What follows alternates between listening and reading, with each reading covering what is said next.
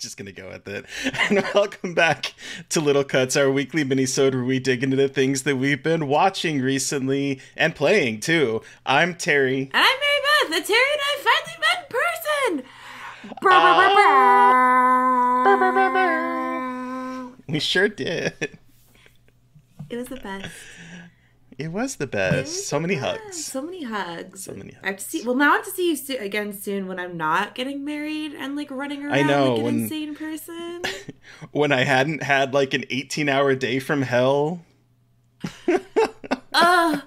So bummer. But you were there. That's all that mattered. And you were. Steve was like, "I'm sorry. When was Terry wearing that cool sweater the whole time?" I'm like, "No, he wore it just to get a picture with me, and then he took it home." I did. It was too hot. I'm always way too hot. Yeah.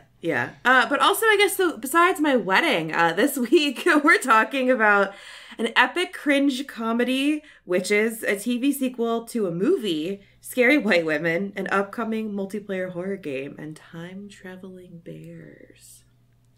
Yes, we got a lot. But before we do, I also have a story. Okay, yes. I obliquely shared on Twitter at one point, and it was a blink and you miss it moment on Twitter. But so I wake up last week, and my phone is on Do Not Disturb for the entire night when I go to bed, and I wake up and I have 4 missed texts and 4 phone calls from my roommate, who is downstairs. I live upstairs, she's downstairs. And they are a progression of there's someone outside. Please wake up. I don't know what to do.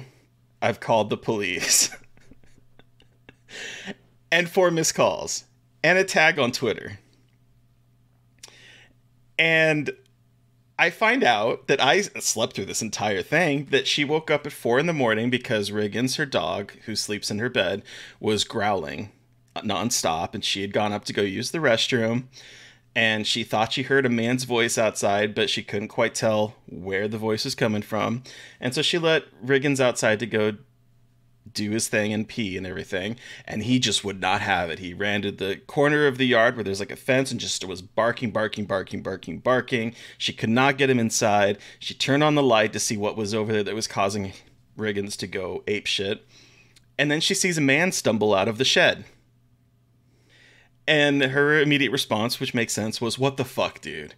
And I guess he was drunk or something, and his response was, "I don't have a place to go." And apparently he tried to go up to the fence, because our yard is half fenced and half not in the backyard, and the shed is in the not fenced part. And he stuck his hand into the fence's slats, and I think Riggins bit him.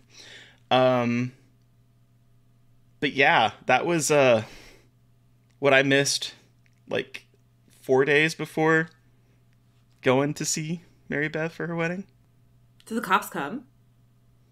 Yeah, apparently the cops came. And, you slept through this whole went thing? And checked out there. Slept through the whole thing. You might ask yourself, why didn't she knock on my door? Because that's the question I asked her. And she said, well, I didn't want to wake you. And I'm like, 4 texts, 4 phone calls, a tag on Twitter. Didn't want to wake me. Just wake me next time. Anytime there is a creepy ass man outside, please wake me.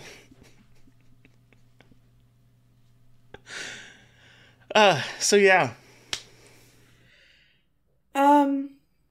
So what is this epic?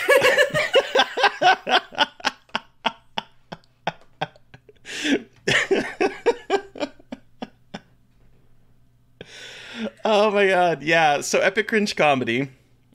I watched Triangle of Sadness. Okay. How was that? Loved. Really? Absolutely loved. Okay. It's 2.5 hours, and at the end of it, I wanted to sit down and watch it again.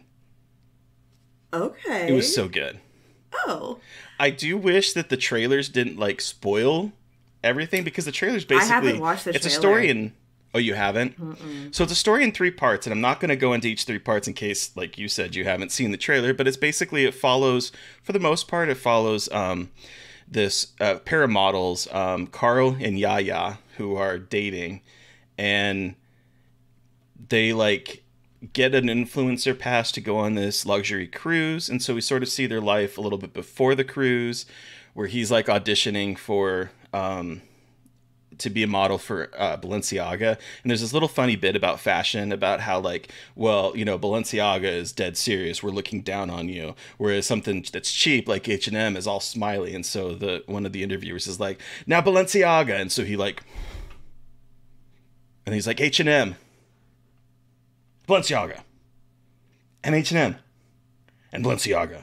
And it's like this little bit of funny humor on fashion, and that continues throughout the rest of the movie, where they get on the boat and we follow them. We follow a bunch of people that are on this really expensive cruise, and we follow the people working it, and it becomes this sort of like, how did I describe it? I think on Letterboxd I said that it's like a cringe comedy of forced politeness gone awry, because things start to happen on this boat where like they run into bad weather and people start projectile vomiting and the boat starts rocketing. Like it is like, it's just so funny. It's so funny. And the places it goes and the way it like tackles social hierarchies is really interesting, and who has power in what form of it.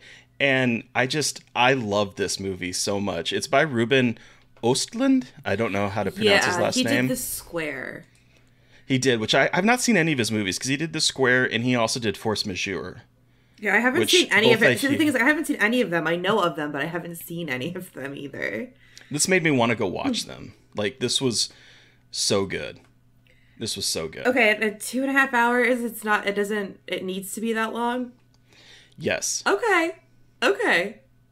Yes. So, because I was like doubtful, but well, because I'm off. We're recording this on Wednesday, and I'm off the rest of the week. So I want to see Tar, and I want to see this, and so I'm trying to figure out what to see at near me, because I only want to see. I highly recommend this one. Okay. It's really good. And funny story. So I went to go see it at Alamo, and one of the actresses who plays she plays Abigail. Her name is Dolly De Leon. They had an interview with her prior to the movie, and she was talking about.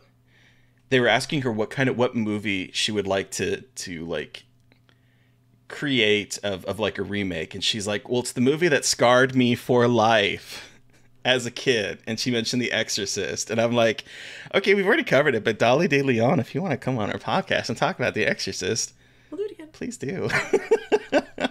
She was really good in the movie. Hell yeah. I really want to see it. I'm like trying to play catch up on like movies and stuff that are out, because I feel like I only ever see horror, and I want to try to see things that are a little bit not in that lane. Mm-hmm. And this reminded me how much I missed like adult-oriented dramas and comedies that are not like horror and not blockbusters. Yeah. Like this really did it for me. Hell yeah. Okay. Let's talk about witches though.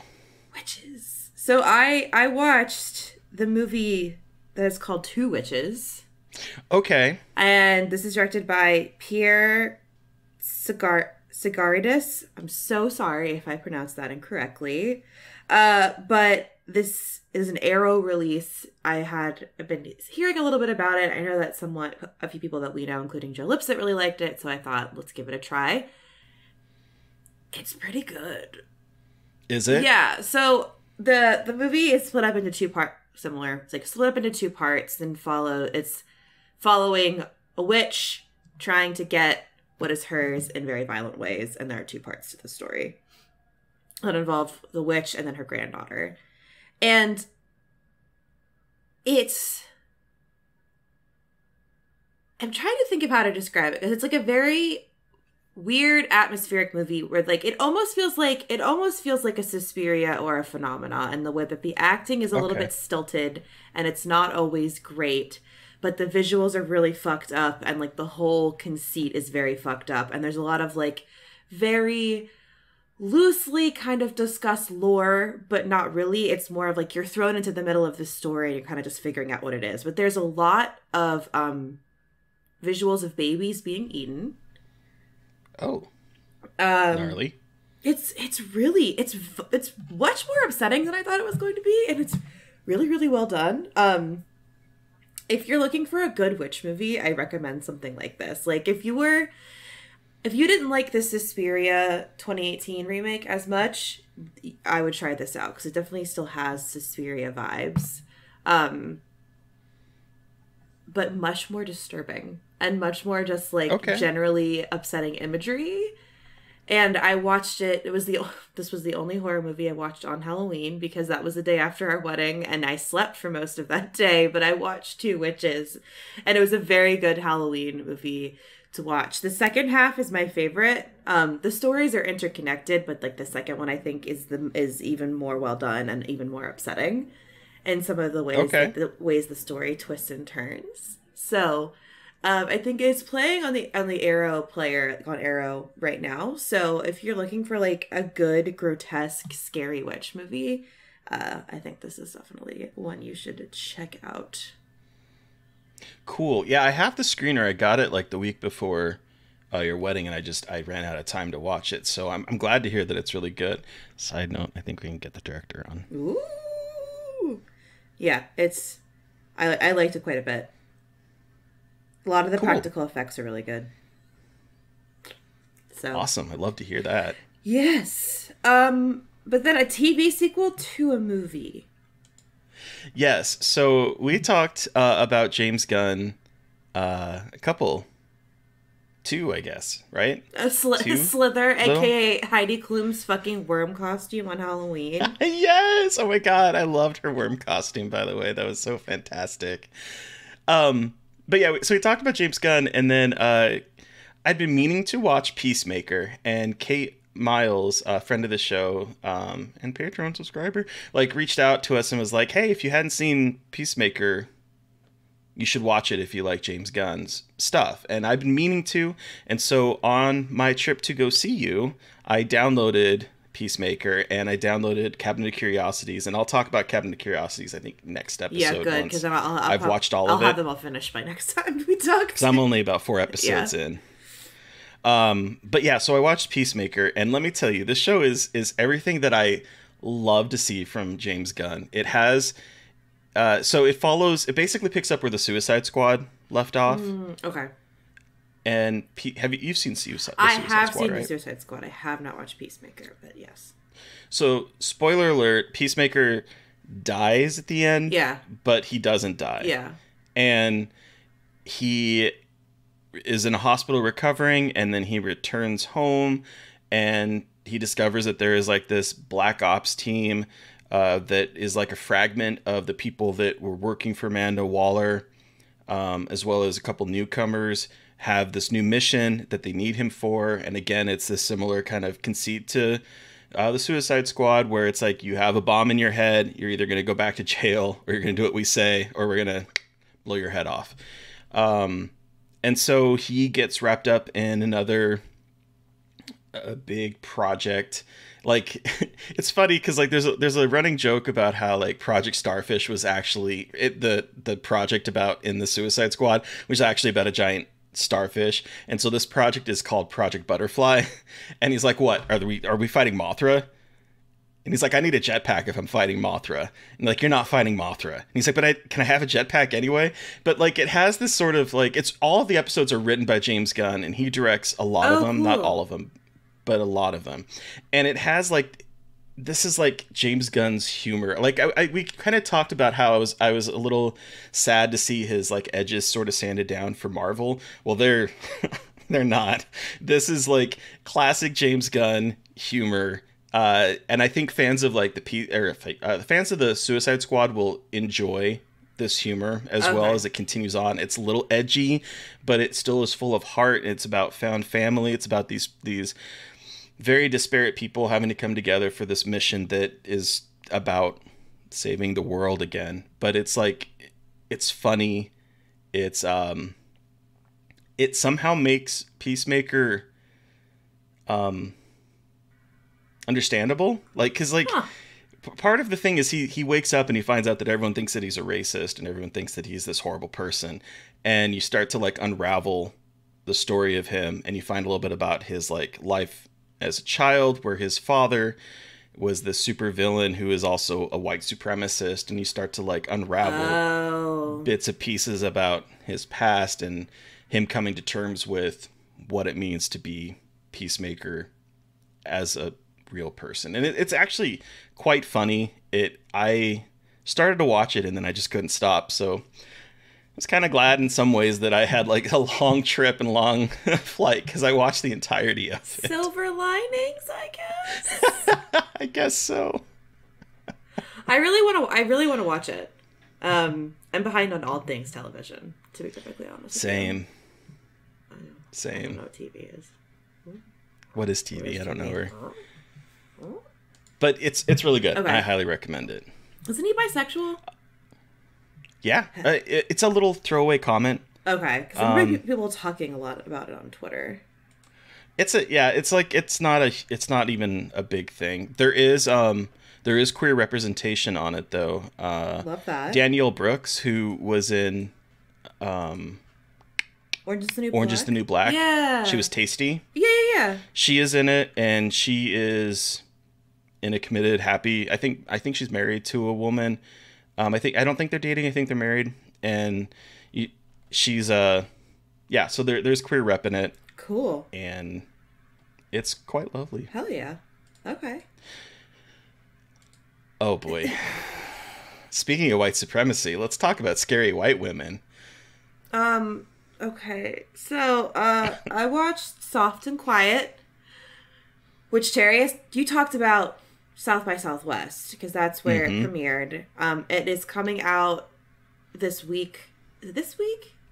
It's coming out soon. I think so. I think it's coming out on Friday. I've finally seen it. And I, fuck that movie. Fuck it. Fuck that movie. It's directed by Beth D'Arejo. She is, I'm trying to figure out, she's Chinese American and Brazilian. So she's a woman of color who's also, and making this movie about a group of the most horrible women on the planet.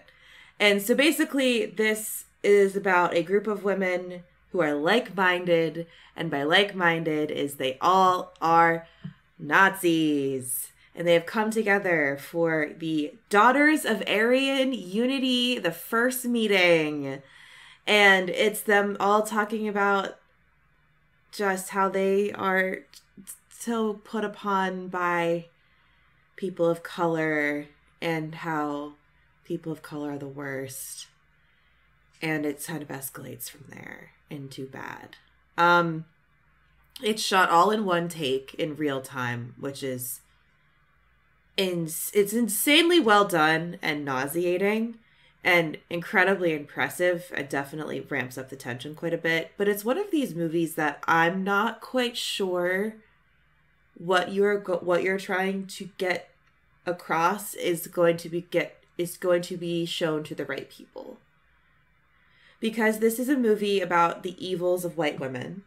Thank God. It's a movie trying to expose that, like, look, white women are just as bad, if not worse. They know how to weaponize their place in society to seem completely innocuous and then use it to immediately fuck over people of color.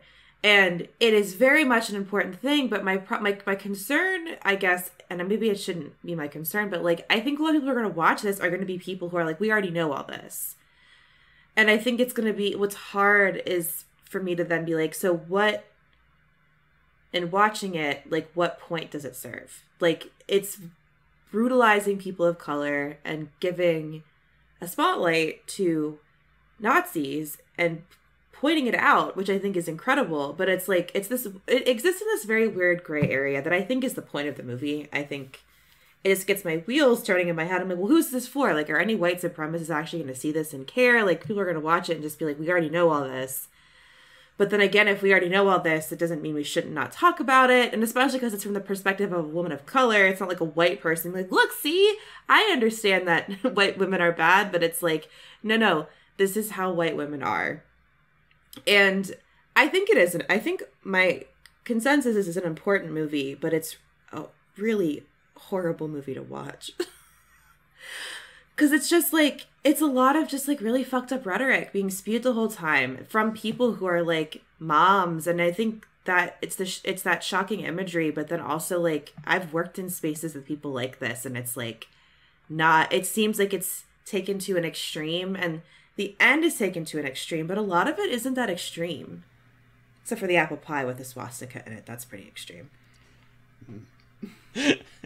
Yeah. Like, it's a movie I haven't been able to stop thinking about, which is a good thing. But I just have a lot of thoughts about, like, who is it for? And I think, yeah. Yeah. Yeah, I don't remember exactly what I said when I talked about this, and I have not seen it since then because I honestly have no desire to subject myself to it again, because it is definitely a watched once never again movie.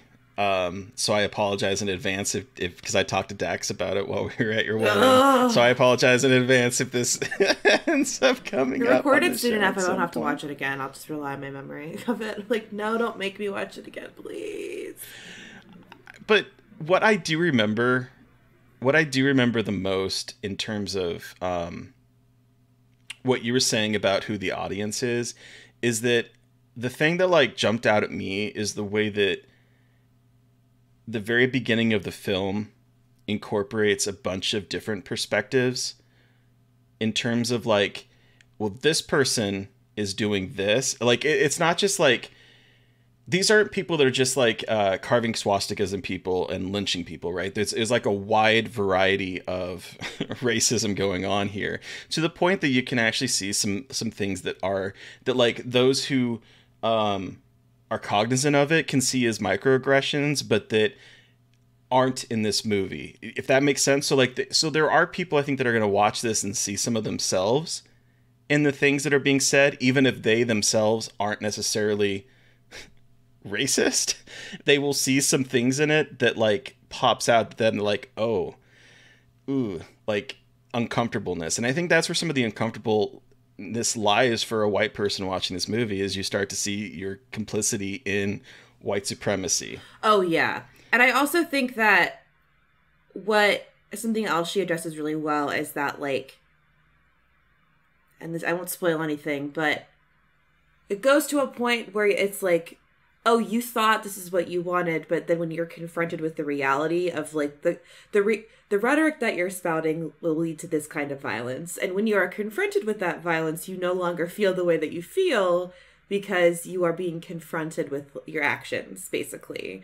So there's a couple people in the group that are like, oh, we'll fully go there and committing hate crimes, to people who are like, oh, I just believe these things, but I don't believe in violence. And realizing that, right. I think there's a really interesting thing there, being like, oh, well, if you're going to spout these kinds of thoughts and like spread these words, like you are implicit in creating violence, or yes, words, but like you have a hand in the violence, and like you are leading to this.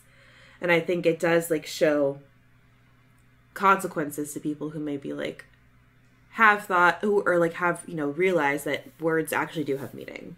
And it's not just like a fun little like a little group where we make cakes and donuts and talk about why we don't like the colored people taking our jobs. Like, it's fascinating and disgusting. But it's a very hard watch. It's very hard.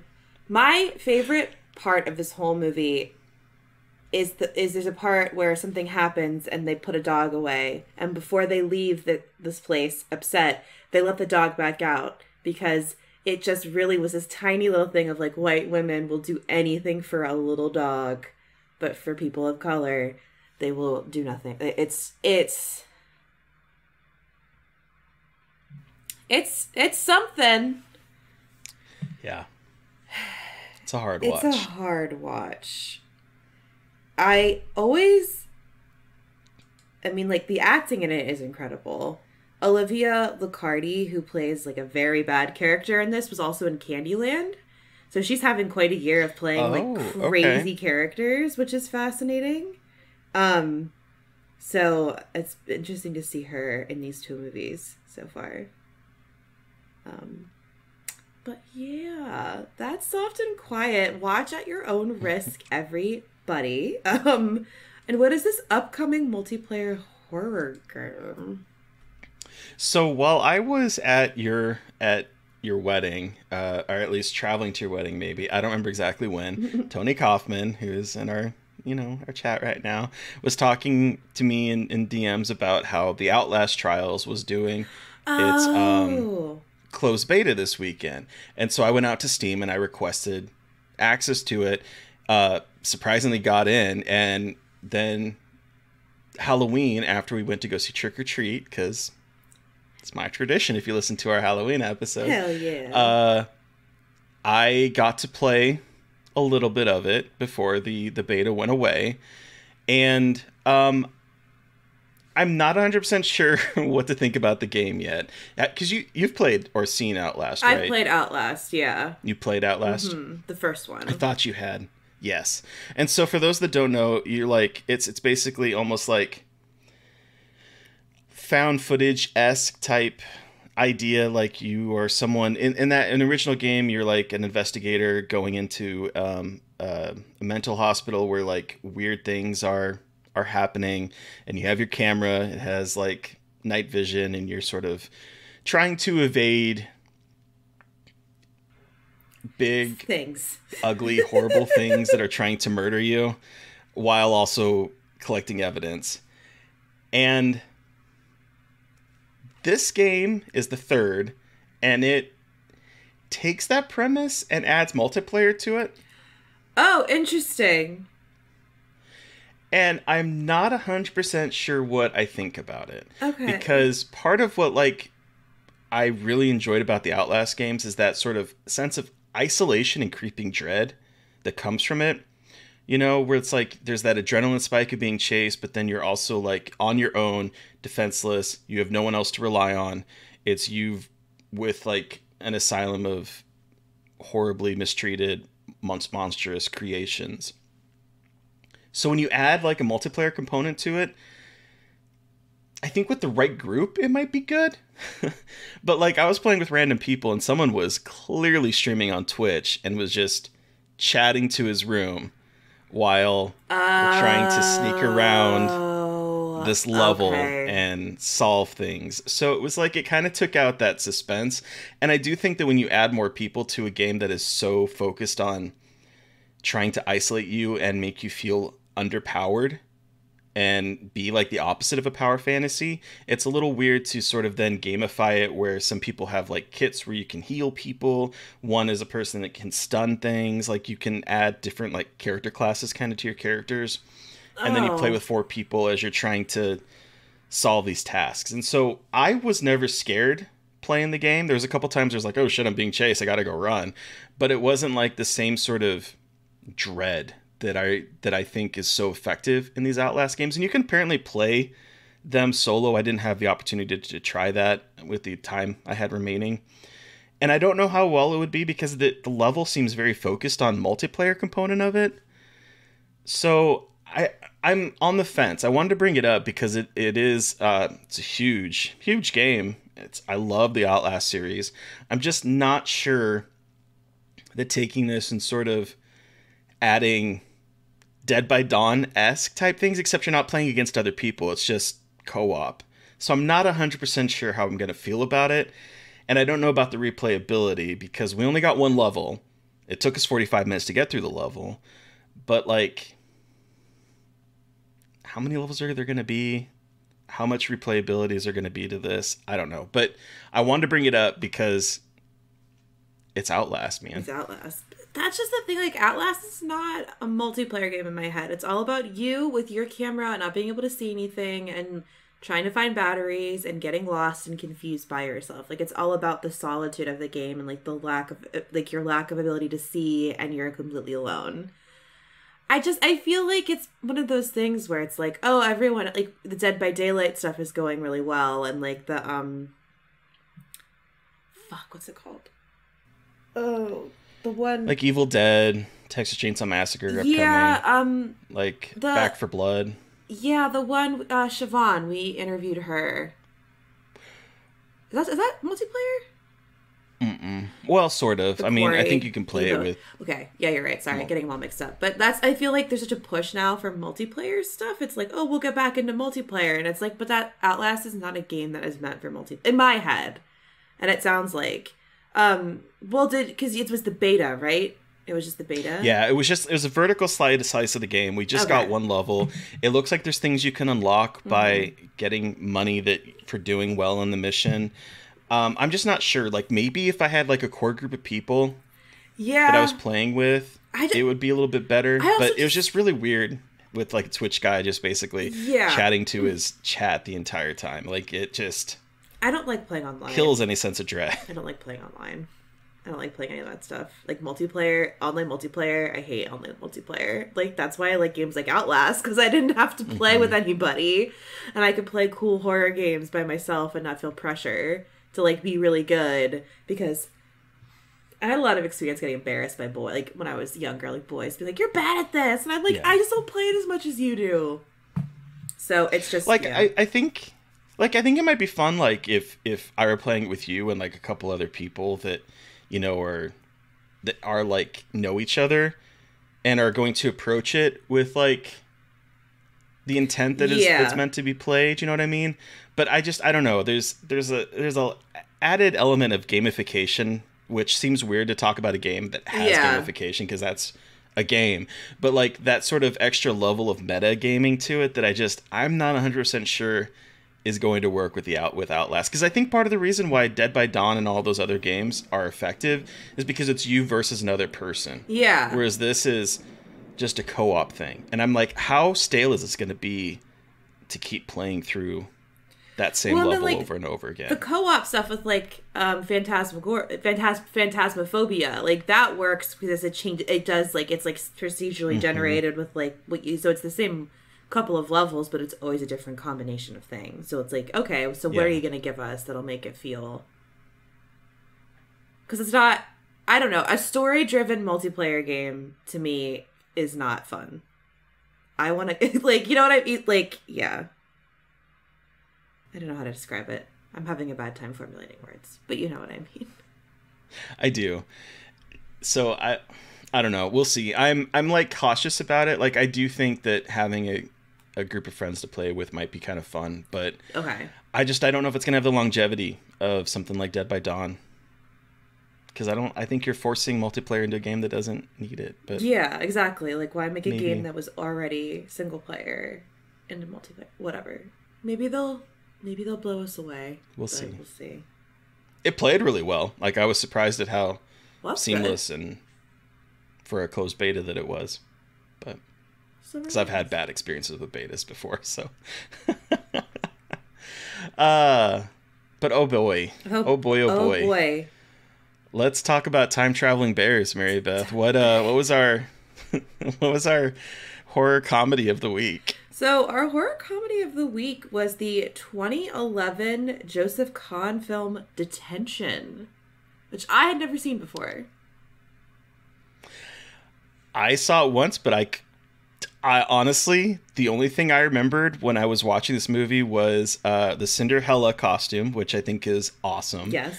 And the grizzly bear. That is literally the only thing that I was like, in my mind, most of the movie took place at detention. In here, it's like the last half of the movie takes place at detention. So like this was like confused. A first watch for me. I was so confused. I'm like, wait, this is not detention.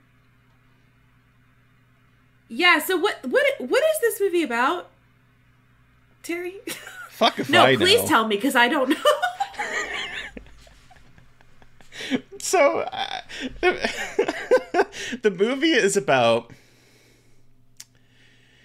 if you were a writer and you decided to do Speed and then mainline a bunch of 90s and 80s teen horror movies and teen comedies, and then snorted some cocaine maybe and decided to write the script out of everything that you saw. Yeah. Is kind of what I think you get with Detention. Yeah, it was basically all those things put in a blender too. Yeah, so it takes place at Grizzly Lake, like your typical small, like shitty small town that you see in horror movies, middle of nowhere. Everyone hates high school. They got the, the jocks, the nerds, our usual stuff. I'm a bitch. Oh my god.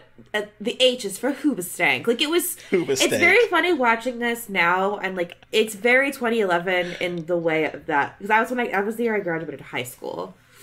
So... Oh, wow. Yeah, okay. So it was very funny, like, the roar, and, like, the way people were texting. Like, a lot of it was very 2011 on point, when I was like... Ugh. Oh, God. What a time. And...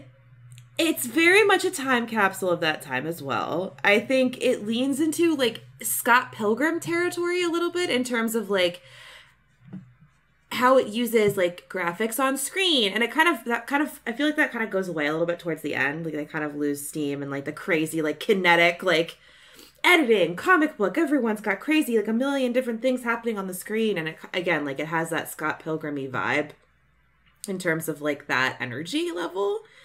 But then we have a serial killer who is dressing up after a existing slasher movie from this world called Cinderella, which I would love to. Which I have to say, I would love to watch. I would love to watch Cinderella. Me too. I would watch that in a fucking heartbeat. But then the killer outfit is awesome. The killer outfit is awesome. The mask is so fucking cool. But then we also have a guy who said he had spliced with fly blood.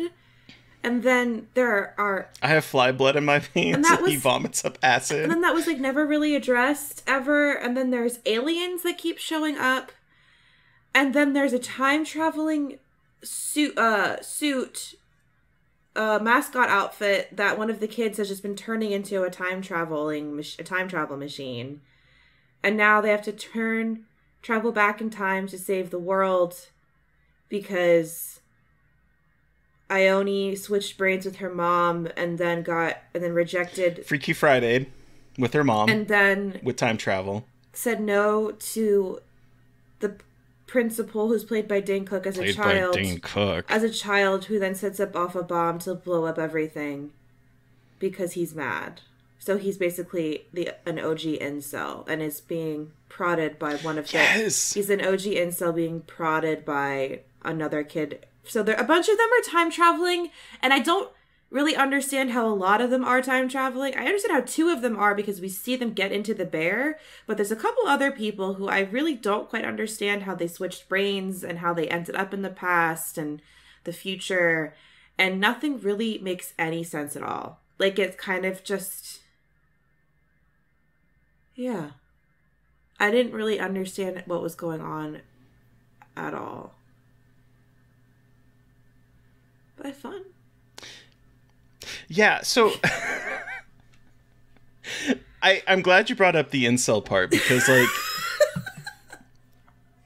the one thing that I thought was really smart about this is, like, the best friend, because there's a guy here who's, like, in love with the final girl, and they're best friends, and she's not interested in him like that, and it's this sort of, like, it's this trope that we've seen throughout, again, teen comedies, the best friend that is secretly pining over his female best friend.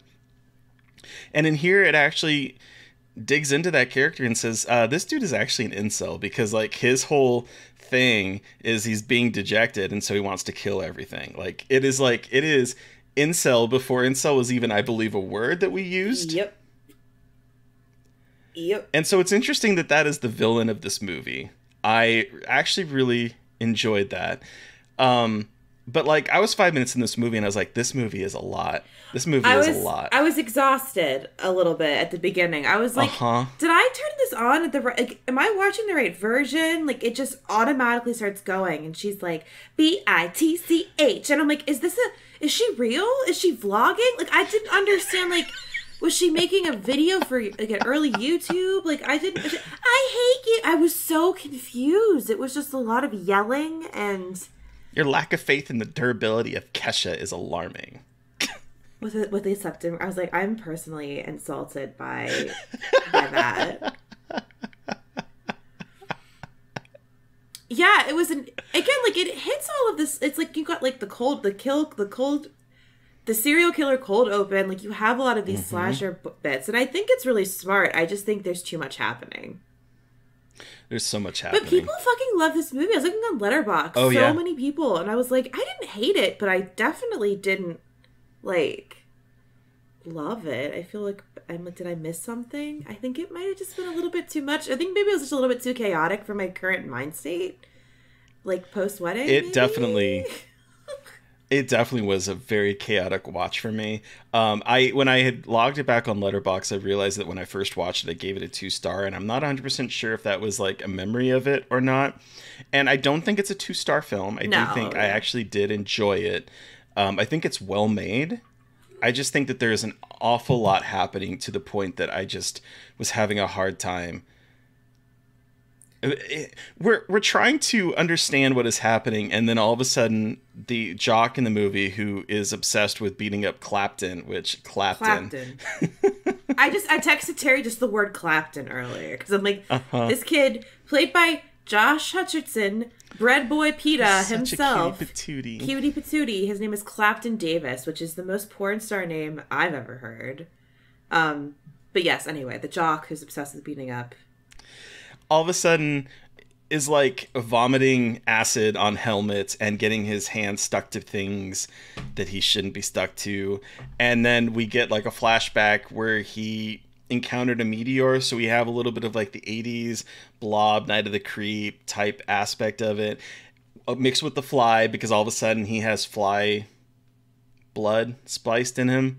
And his father... This part really made me laugh. His father's like, you can't have people see that you're a freak, and puts a TV on his hand. Yeah. As if, like, that's going to, like... I had to go back. I'm like, did I miss something? Like, did I... What? I didn't. It just... I mean, like, I applaud them for going for it, but... What? There's a debate about vegetarianism that killed me in the film with the Canadian guy named Gord, who ends up being like an alien. There's no way to actually spoil this movie, because like I honestly don't know. I don't know. I just don't know. No, I don't either. There were parts where like I'm just staring at the screen, and if you're not watching the video, you're not going to get it. Where I'm just like... And my roommate is laughing at me because she's seen this before and she remembered it. And she's like, your face through this movie. Because I'm literally like, what is going on? Yep. It was a lot.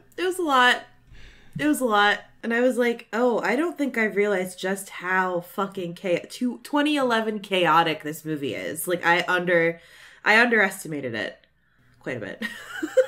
It's a perfect encapsulation of that time, though. It is very, very much that. 100%. That did make me laugh. I was like, oh yes, very like little bit post Juno, a little bit more not as Juno, but trying to be a little bit Juno in the horror world.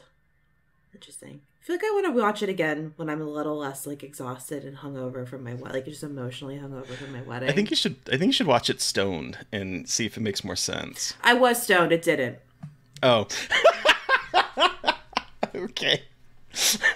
Scratch that idea. It didn't. I mean, like, I had a great time watching it, but I legitimately was like, was I stupid to watch this high? Like, I was so happy. I was like, I'm not going to, like, give it away at first, because I'm going to be like, oh, I didn't get it. Please tell me Terry didn't either, and that I was not just, like, really stoned and dumb. I mean, usually it's not the case, but I was like, uh-oh. And then you're like, oh, yeah, no. I'm like, okay, thank God. I was like, I know I was paying attention, but it just felt like I felt like I was missing, like, 5-minute chunks. And I was like, what's going on? Like, I feel like I'm, like, losing time. Like, am I getting abducted by aliens watching this, or is it just fucking clobbered together?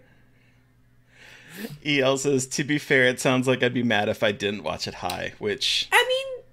Yeah. Fair. It's a little... I guess it's... Yeah. Now you know. You just go along for the ride. You're not missing anything. It's just... Joseph Kahn is known for music videos. And this feels like a giant music video. Okay, that makes a lot of sense. Like, when I say, like, famous for music videos, I'm talking Mariah Carey, I'm talking BB Rexa, I'm talking Jennifer Lopez, I'm talking Taylor Swift. Oh, shit. I'm talking Imagine Dragons, One Republic, Lady Gaga, like... Okay, wow. So Eminem. Oh, shit. Kelly Clarkson, Katy Perry, like, music videos. Okay. Because I did not know who he was. I did not know who he was, but oh, wow. Well, that makes a lot of sense. Now that you say that. I did appreciate that he was making fun of himself, though, in the movie, because there's a reference to directors, or music video directors directing a movie. There's a mention of his previous film, Torque. Oh. So he makes fun of himself, and I think that's part of the fun. Like, I think he's in on the joke. It's just there's a lot happening that my brain was having a hard time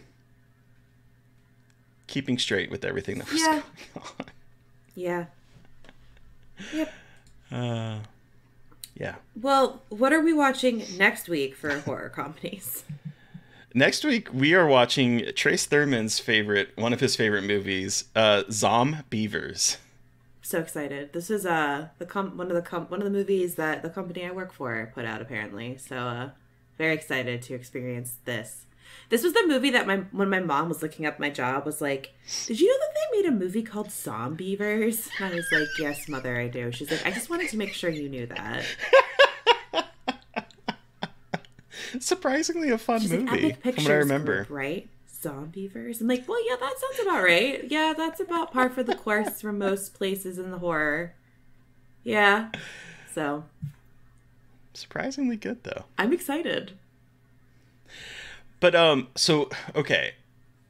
Little cuts aside, who are we talking with on Monday, Mary Beth? So on Monday, we are chatting with the costume designer for Freaky, Eyes of My Mother, and the upcoming We Have a Ghost, Whitney Ann Adams. And we are talking about Ghost. The Ghost. The movie we sure are. And we recorded this a long time ago, and I don't really remember much about the conversation, except that it was a cursed recording. So I'm going to have fun editing that this week. Yay! Curses!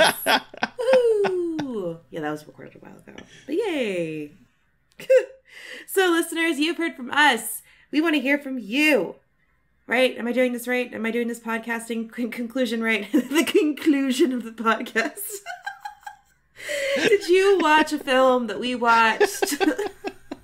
You take a 2-week break and it's like, what is podcast? Everything has left my brain about how to be a normal person. Past couple of days, I've been like, I don't exist in the real world. Today was the first day of my apartment in like 3 days. It was great. Anyway, anywho, did you watch a film or a show that we watched and have thoughts, or just play one of the games that we talked about?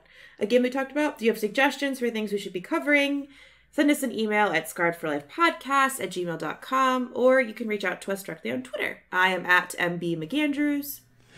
And I'm McGailey Treadful. And of course, don't forget to follow the podcast on Twitter at Scarred Podcast. And please don't forget to review, rate, and subscribe. And join us on Patreon, where you could be watching this either live or in a video form. We just launched Fresh Wounds number 3. Megan is missing. So, if you want to hear that, Mary Beth's traumatizing story and my first watch of the film, do it. Don't miss it. It's great. Thank you to Eric Parr for our artwork. Thank you to Sean Keller for our music. Thank you everyone for listening. Please stay safe out there, but most importantly, stay creepy. And until next time.